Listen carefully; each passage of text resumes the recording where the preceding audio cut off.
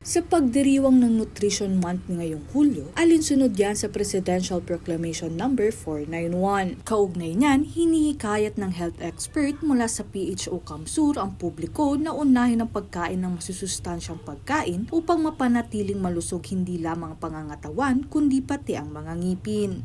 Masakit po kasi yung ngipin ko, kaya kinagabot ko. Kaya nag-decide ako pumunta dito sa Bicol, sa Capito para gabutin yung yung ngipin kong sa wisdom tooth. Papasalamat ako kay God ta nagabutan ako ng ngipon na libre.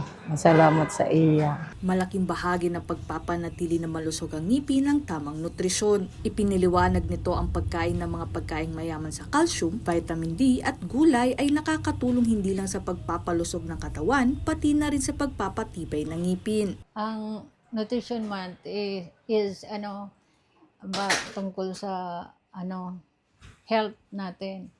Kasi kung mga masira ang mga ngipin nila, maapektuhan yung heart nila. Tapos kung dapat kumain sila ng gulay, yung mga sa calcium, mga gulay, yung mga tamang pagkain. Tapos basta kada kain, magsisipilyo para naalagaan ang mga ngipin.